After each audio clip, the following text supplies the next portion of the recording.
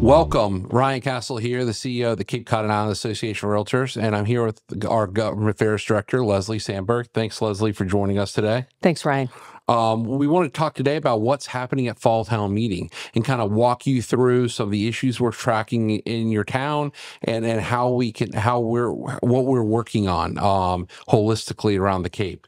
And so we'll start with a little bit, Leslie, about kind of what we look at. So at the government affairs side of the advocacy side of the association, we have really a public policy guide that kind of sets the framework for the issues we look at. Absolutely. And where the Cape Cod and Island Association of Realtors stands on those issues, because there's the same issues that happen time and time again. And rather than continue to look at, have to decide where we stand each time it comes up, we kind of have standing policies. And so that all falls in our public policy guide. And we've made some recent additions to that public policy guide by adding a session on building codes, for instance, like the specialized in energy building codes. But how does that process work? How does the Public Policy Committee and the whole thing work? It's about putting together a policy plan. Thanks for asking. I mean, Ryan, what we find is that it usually something bubbles up from our membership, whether it's, for instance, I'll take the example, the stretch code.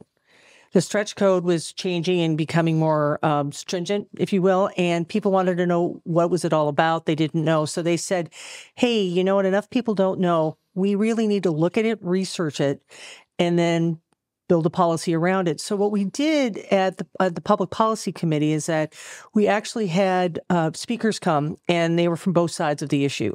Those who were pro-stretch code and talk about the benefits, those that are worried about the stretch code getting more restrictive and saying how, the cost problems and the grid problems with that. We went through that. We talked amongst ourselves, and then we also talked with other people. We spoke with you. And from that, we were able to come down with a policy that actually everybody was comfortable with and could represent the policy that we want appropriately, and then we asked the board of directors to take a look at it, and you can get it from there, it, right? And that's the whole thing. It ultimately comes down to the board, but it starts at that committee level, and it starts with you guys getting research and hearing opinions from a lot of different people, and kind of saying, where do realtors stand on this based on our guiding principles of what we stand for, which is really the preamble to the code of ethics of being a realtor. So with that, you kind of see that whole guides of the Public Policy Committee role, the board director's role, and our policy guide that really then, once we have a policy guide, allows you and I to actually get to work. It actually allows us to contact and talk to, members of the select boards or planning boards or whatever, or staff, and say, hey guys, have y'all considered this? And it really helps inform us about the realtor's take on the issue by that kind of process through the Public Policy Committee. So I think that's a really important segment there. And so also on the main issues we look at, right? The last couple of years, they've been the same kind of issues. Yes. And really, we have really focused our policy efforts around 4 big issues, which is number 1 is bridge replacement. It's not necessarily a local issue, but our members have said this over and over. Our leadership has said this over and over. Bridge replacement and better access to Cape Cod is probably our biggest number 1 realtor issue right now, from the standpoint of how making sure we can do everything we can to move that forward. Another big issue that we are tackling on a daily basis is zoning reform and housing affordability issues, right? I think we all know the Cape has gotten more expensive. So how do we move forward on pushing zoning reform, pushing housing affordability, housing production issues, and moving forward that way? A big one component, because of once again, the preamble to the Code of Ethics talks about this, protection of private property rights. Yes. And how does that stuff that comes up, whether it's rental restrictions or whether it's building issues or building code issues, everything, how does it impact the private property rights of property owners. Correct. And then the last is a really Cape Cod specific thing, which is clean water infrastructure. This goes so much hand in hand with our housing affordability issue, but it's also our long-standing last several years campaign we've had about Realtors for Clean Water, about not only advocating for mechanisms like watershed permits and sewer infrastructure to move clean water forward, but also educating our members about the clean water infrastructure and some of the nuances that are coming out of there. So that's kind of some of our, I think, our long-standing policy issues. Absolutely. And again, I think what people need to know with a public policy guide, it's a living, breathing guide, and it changes as issues come up. But also it helps us use that lens of, when we're looking at a public policy issue, is how would our members look at it? What do we need to do to be helpful for our members in advocating for this? And that's why the public policy committee is so important, right? Yeah. And that's where they're looking at this stuff on a monthly basis, formulating it, giving us insight, opinions, that sort of thing. And we've got a really good committee. And if anybody ever wants to join it, you'll always be welcome. Absolutely.